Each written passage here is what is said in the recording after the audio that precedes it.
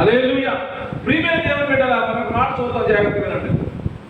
3వ కారణం 8వ వచనం, మొదట 8వ వచనం. కాబట్టి నీవు మన ప్రభువుకు ఇష్టమైన సాక్షులకు చేయడం ఆయన ఖైదీలైన నన్ను గూర్చి నేను సిగ్గుపడక దేవుని శక్తిని బట్టి సువార్త నిమిత్తమైన శ్రమానుభవంలో పాలువాడై ఉండుకో. చాలండి. హల్లెలూయా. తీమోతికి సిగ్గు వచ్చిందంట. ఇప్పుడు దేవుడి గురించి చెప్పడానికి సిగ్గుపడిపోతున్నాడు. నువ్వు దేవుడు నమ్ముకున్నావా అంటే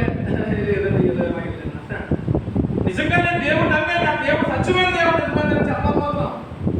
నువ్వు దేవుడు నమ్ముతున్నావా, నువ్వు అందరూ దిగిపోయావా, వాళ్ళ దిగిపోయావా అంటే ఒక గిల్టీ వచ్చేది, మనం ఒక గిల్టీ ఫీలింగ్ వచ్చేది. ఎవరికి? సీనియర్ క్రైస్తవులకి, ఆరంభంలో రగిలిపోయిన వాడికి, ఆరంభంలో కన్నీటితో ప్రార్థన చేసిన వాడికి, ఆరంభంలో దేవుడితో సహవాసం చేసిన వారికి ఎంత ఇప్పుడు ఎదిగిన తర్వాత సిగ్గు వచ్చేస్తున్నారు. దేవుడు దేవుడు నమ్మేసుకున్నావు, అదే అందులో వెళ్ళిపోయామంటే అలాగనే సరే ఆలోచన చెప్పి వాతావరణం చెప్పకూడదు. దేవుడు నమ్మకం చెప్పకండి. దేవుడు నమ్ముకున్నావా తెలిసిపోతావేమో అని ఇంకా అన్ని జనుల వల్లే మనం వస్త్రధారణ వేషధారణ మార్చలేకపోతున్నాం. చర్చిలో ఒకలాంటి వేషధారణ ఉంటారు, మనకి అన్ని జనులు ఒకలాంటి వేషధారణ ఉంటారు.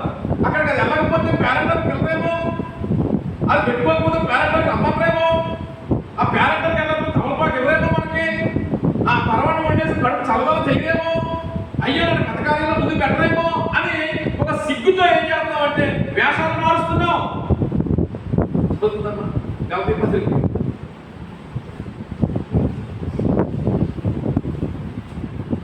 రెండవ అధ్యాయం 11వ వచనం.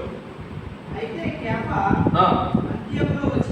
అంతియోకుకు వచ్చినప్పుడు అతడు అపరాధిగా తీర్చబడెను. కనుక నేను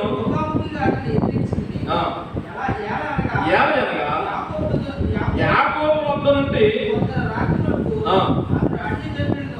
భోజనం చేయించుండెను. కానీ వారు రాగానే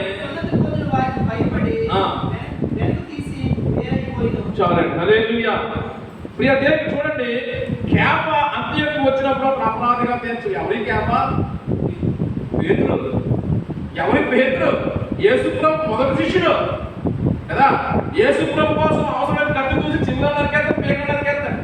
ప్రభు నీ కోసం నేను సత్యంగా చచ్చిపోతాను కానీ నేను పొగ్గరన్నాడు కదా. యేసుప్రభు ఆత్మ పొందుకొని 180 మంది అంతా ప్రార్థన చేస్తా ఉంటే ఈ ప్రజలందరూ తాగేసేరా అంటే ఆ మాట మోసం వచ్చేసే, నేను తాగేమనుకుంటున్నారా, పొద్దు కూడా జాబ్ అయినా లేదా, నేను తాగిలో కనపడుతున్నావా అని చెప్పేసి ఆ యెరూషలేము కొండలో నిలబడి యేసుప్రభు సువార్త ప్రకటించి 3000 మందిని దేవుడితో సంపాదించిన రోషం కలిగినటువంటి పేతురు. అలాంటి పేతురు అండి అన్ని జనుల మధ్యకి వచ్చి 5000 మందిని, కొన్నేరింటికి వెళ్ళి కొంతమందిని ఎక్కడ పడిన సంఘాలు కట్టేసి సంఘ విస్తరణలో బలమైన పాత్రగా మారిపోయిన పేతురు సీనియర్. అంత్యోకుకు వచ్చాడంట. అంత్యోకు చెప్పారు కదా, అంత్యోకులో పౌలు పాత్రలేక సంఘం ఒక ఊరని. వీళ్ళు ఎక్కడి నుంచి వచ్చారు? యెరూషలేములో ఉంటారు, పెద్దలు కదా వీళ్ళు, సీనియర్లు కదా, స్తంభాలు వీళ్ళు. వీళ్ళు అక్కడి నుంచి ఇక్కడ ఏం జరుగుతుందో చూద్దామని చెప్పేసి పరామర్శించడానికి వచ్చారు. వస్తే అక్కడ ఏమైంది, ప్రార్థన కూడికి ఏర్పాటు చేసుకున్నారు, అందరూ చక్కగా ఉన్నారు. ఆ రోజు ఆదివారం భోజనాలు పెట్టుకున్నట్లే భోజనాలు పెట్టుకున్నారు. భోజనాలు పెట్టుకుంటే భోజనాలు తింటా ఉన్నాడు పేతురు ఆమెతో పాటు. బిషప్ గారు ముందు ఇస్తారు కదా, పెద్దవాడికి ముందు ఇచ్చేది భోజనం తింటారు. ఈ లోపల అక్కడి నుంచి అంటే అక్కడ యెరూషలేము సంఘానికి పెద్ద పాస్టర్ గారు ఎవరంటే యేసుప్రభు శిష్యుడు యాకోబు. వీరి స్తంభాలు యాహాను, పేతురు బిషప్. అక్కడ పాస్టర్ గారు యాకోబు. యాకోబు దగ్గర నుంచి యెరూషలేము సంఘం నుంచి కొంతమంది మనుషులు అంత్యోకు వెళ్దాం, అక్కడ పాస్టర్ అయిందంట, 3 రోజులు భోజనాలు పెడతారు, మనం అంతా పాటు సరదాగా వెళ్దాం చెప్పి వచ్చేది. వాళ్ళెవరు? యెరూషలేములో సంఘం ఎవరు? యూదులు.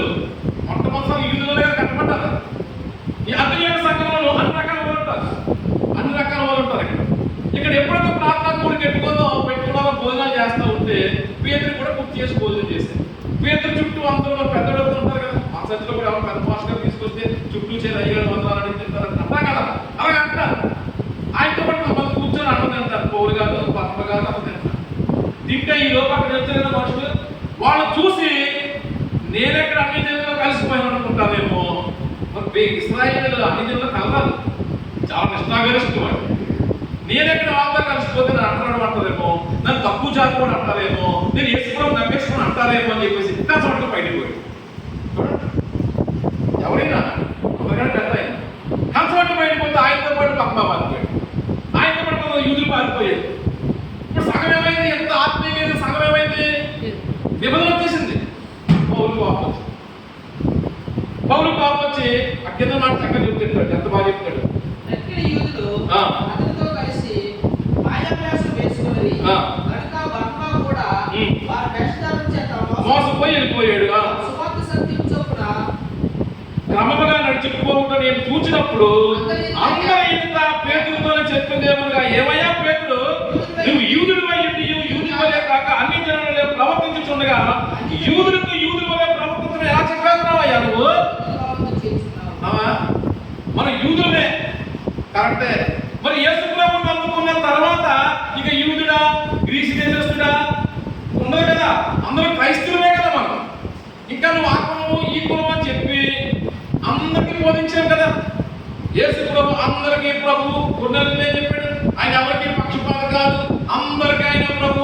ఆయన విశ్వసించిన వారందరి మీద మొదట యెరూషలేములో మా మీద ఎలా ఆత్మ దిగి వచ్చిందో మీ మీద కూడా ఆత్మ దిగి వచ్చింది. మనందరూ క్రైస్తవో ప్రకటించావు కదా. మరి నీవు వచ్చినప్పుడు మళ్ళా ఎందుకు వెళ్ళిపోయావు? విషయం మీ వచ్చినప్పుడు కన్సల్ట్ ఎందుకు పోయావు అంటే, యూదుని వలె ఉండి యూదుని వలె కాకుండా యేసు ప్రభు శిష్యుల వలె ప్రవర్తించకుండా సమయం వస్తే మళ్ళా నేను యూదుని అంటావా, చెప్పినప్పుడేమో అందరూ ఒకటి అంటావా, ఇదా నీ జీవితం అని పౌలు పేతురుతో గొడవపెట్టుకున్నాడు. దేవుడికి అది పౌలులో ఉన్న రోషం. అందుకే పౌలు ఎక్కువ పత్రికలు రాశాడు. అందుకే పౌలు సంఘాన్ని తిరగరాశాడు. కైసరు ఇంట్లో సంఘాన్ని పెట్టాడు. కైసరు అంటే ఎవరు?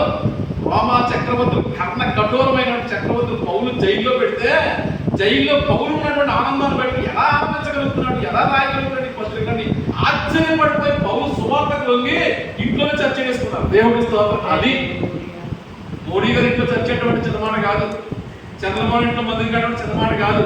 అలా పెట్టగల సామర్థ్యం కలిగిన వాడు పౌలు ఎందుకంటే రోషంతో బతికాడు. దేవుడికి స్తోత్రం కలిగిన. హల్లెలూయా. ఇక్కడ ఈయన ఏం చేస్తున్నాడు? సువార్త గురించి సిగ్గుపడుతున్నాడు. సువార్త గురించి తిమోతి సిగ్గుపడుతున్నాడు. ఏమయ్యా, నమ్ము ప్రతి వాడికి మొదటి యూదునికి రోమపత్రిక లేఖనాధారంతో చెప్తాం మాట. మొదటి అధ్యాయం రోమపత్రిక మొదటి అధ్యాయం 16వ వచనం. సువార్త గురించి సిగ్గుపడేవాడు కాదు, యూదునికి గ్రీకునికి అది దేవుడి శక్తి కదా. చాలు. సువార్త అనేది నమ్ము ప్రతి వారికి దేవుడి శక్తి. నశించిన వారికి విరుద్ధనం కానీ నమ్మే ప్రతి వారికి సిలువను గురించిన వార్త దేవుని యొక్క బలం కదా, దేవుడి శక్తి కదా. అలాంటి శక్తి గల సువార్త చెప్పడానికి దేవుడు నమ్ముకున్నామంటే సిగ్గుపడిపోతావేంటి? వాడెవడో నిన్ను కులంలోంచి వేసేసాడు అనుకొని, వాడెవడో నిన్ను పేరెంట్ అనలేదు అనుకొని, వాడెవడో వాళ్ళలో కలిసిపోయి వాడినంత మాత్రాన నువ్వు సిగ్గుపడిపోతావా? ఆ శక్తిని ఏంటో ఎరిగి వచ్చేవా నువ్వు? ప్రపంచం తలకిందులు చేసే శక్తి అదే కదా, రాజ్యాంగం శక్తి అదే కదా. అనేక దేశాల్లో 220 దేశాల్లో రాజ్యాంగం ఉంటే అందులో 190 దేశాలకు బైబిల్ ఆధారమే కదా రాజ్యాంగం. వాళ్ళకి ఎంత శక్తివంతమైన బైబిల్ వదిలేసి సిగ్గుపడతామేంటి? ఈరోజు మనము సిగ్గుపడతాం అనలేదా? మన బంధువులందరూ ఒక విధంగా ఉన్నప్పుడు వాళ్ళ మధ్యకి వెళ్తే ఎలా దేవుడు విషయం అంట అందరూ అందుకని అలదంట ఏ రాయలేదు అంటే అని సిగ్గుపడిపోతాం. అరే ఇది శక్తిరా, ఇది దేవుడి శక్తి. నేను నమ్మే నా శక్తిని నమ్మితే నీకు శక్తిని చెప్పలేకపోతాం. ఈరోజు మనం పిల్లరాటేసినప్పుడు అమ్మ పిల్లరాటేస్తున్నారు 7:30 రండి అంటే ఒకవేళ కవలపాక ఎక్కడేమో అని, ఒకవేళ పిలిచి పిలుపుకి వాళ్ళు ఏమైనా అంటారేమోనని అక్కడికి వెళ్ళి నిలబడితే ఏమని పెట్టుకోలేవా పెట్టుకోకుండా వచ్చారు పిల్ల చర్చలో ఏం తీసేయగా మీరు పెట్టుకోవాలి కదంటే అలా ఇంటికి పెట్టేసుకొని మళ్ళా ఏమో చేయడం అంటే ఎవరు సిగ్గుపడుతున్నావు? సువార్తను సిగ్గుపడిపోతున్నా. ధైర్యంగా నిలబడే దేవుడు నమ్ముకున్నా కాబట్టి మేము ఎలాగే ఉంటాం. మా శక్తి అదే. నేను తలపాకి ఇస్తే లేదు కానీ సాయంత్రం దాకా ఓట్లు పోతే అంతే కదా. అప్పుడు నేను ఎందుకు పోతే 5 రూపాయలు సోడా కూడా ఉన్నాడు 10 రూపాయలు కదా పెద్ద సోడా 10 రూపాయలు దేవుడి ఈ 5 రూపాయల కోసం 10 రూపాయల కోసం మళ్ళా నేను ఎందుకు పెట్టుకోవాలా? తీసి కానీ మన శక్తి ఏంటి? తీమోతి అంటే సిగ్గుపడతాడు. ఏమయ్యా తీమోతి, ఇంత శక్తి కలిగినటువంటి సువార్త గురించి నువ్వు సిగ్గుపడుతున్నావా? దేవుడికి స్తోత్రం కలిగింది కాక. అంతేకాదట ఏమన్నాడు మళ్ళా దైవ సేవల గురించి అంటే పౌలు గారి గురించి కూడా సిగ్గుపడుతున్నాడంట. ఎందుకు సిగ్గుపడుతున్నా? పౌలు జైలుకి వెళ్ళాడు. మరి సువార్త జైలు పెట్టారు కదా, అక్కడ ఏమంటారు చదువుమా? మొదటి తిమోతి, రెండో తిమోతి మొదటి అధ్యాయం 8వ వచనం.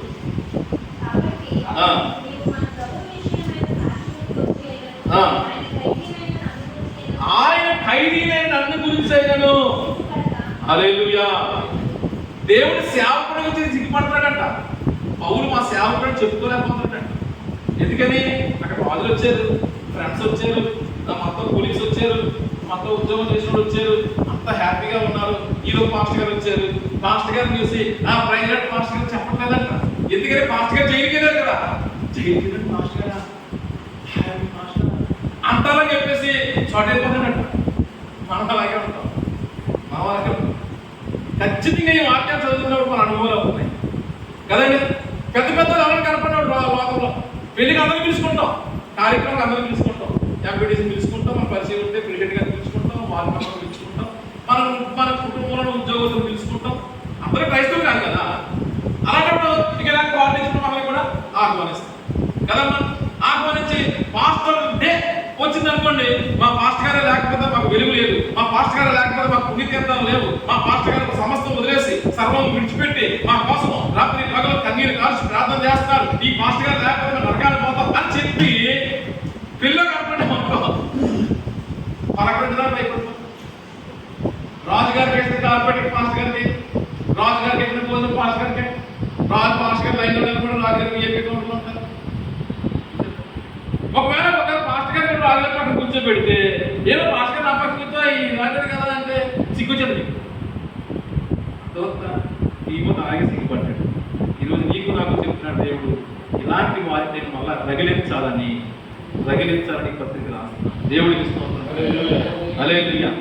నేను ఖైదీనైపోయాను కదా, నేను జైల్లో పెట్టబడ్డాను కదా. ఎవరిదైనా దొంగతనం నేను జైలుకి వెళ్ళానా? ఎవరైనా మోసం నేను జైలుకి వెళ్ళానా? అక్రమ సంబంధాలతో జైలుకి వెళ్ళానా?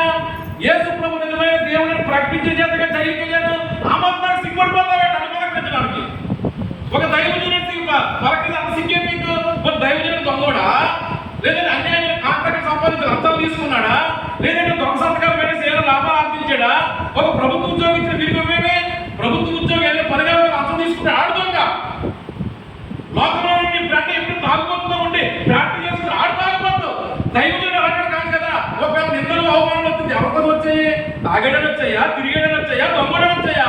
దేవుడు ప్రకటిస్తున్నాడని, దేవుడు ప్రకటించడం నిందలు వస్తే అది శక్తే కానీ దాని వల్ల జైలుకెళ్తే ఆ శాపంతో నువ్వు ఉంటాను కదా. సిగ్గుపడిపోతున్నావు ఏంటి అక్కడ? క్రీస్తు ఖైదీన నన్ను సిగ్గుపడుతున్నావయ్యా. నేను దేనికి వెళ్ళిన జైలుకే. ఈ ప్రపంచానికి ప్రభువును పరిచయం పనిలో, ఈ ప్రపంచానికి దేవుడు తెలియాలని చెప్పే పనిలో నా సమస్తమును విడిచిపెట్టి నా సర్వమును వదిలేసుకొని నా బ్రతుకుని క్రీస్తే చావనిగా లాభమని నా కలిగిన వాటిని పెట్టతో సమానంగా ఎంచుకొని మిమ్మల్ని ప్రభు కొరకు సిద్ధపరచాలనే కదా నేను ఇలా చెప్తా ఉంటాను. పట్టుకొని జైలు పెట్టి కొట్టారు అంటే దొంగతనం చేసి నేను హత్యలు చేసి అక్రమ సంబంధం తెరలేదు కదా. అలాంటి నన్ను చూసి నువ్వు ధైర్యంగా ఉండవలసింది పోయి నన్ను చూసి సిగ్గుపడతావు ఏంటా తిమోతి? దేవుడికి మాట ఎందుకు సిగ్గుపడతారు? కృపావరాలు వదిలేసావు. మొదట్లో ఉన్న ఉద్రేకం లేదు, మొదట్లో ఉన్న ఉద్యోగం లేదు, మొదట్లో ఉన్న ప్రార్థన లేదు, మొదట్లో ఉన్న కమిట్మెంట్స్ లేవు. రెండవది ఏంటంటే దేవుడు ఇచ్చినప్పుడు ధైర్యం లేదు. శక్తి గల ధైర్యాన్ని ఇస్తే ధైర్యాన్ని వదిలేసుకుని ఎవరితో చెప్పలేకపోతున్నావు ఈరోజు. మూడవ సిగ్గుపడిపోతున్నావు. ప్రతి కార్యక్రమం దగ్గర కూడా దేవుడు బహిరంగంగా ప్రకటించలేకపోతున్నావు, నీ సాక్ష్యం చూపించలేకపోతున్నావు. నీ సాక్ష్యం నోటితో చెప్పకపోయినా నీ వస్త్రదానంలో, నీ వేషధానంలో, నువ్వు చేసే పనులు చెప్పలేకపోతున్నావు. వారితో కంప్లీట్ అయిపోతున్నావు. నన్ను పిలిచేవారు పిలిచి నేను వస్తే నన్ను కూడా పలకరించడానికి కూడా నీకు ధైర్యం చావట్లేదు అని చెప్తున్నాడు. దేవుడికి స్తోత్రం.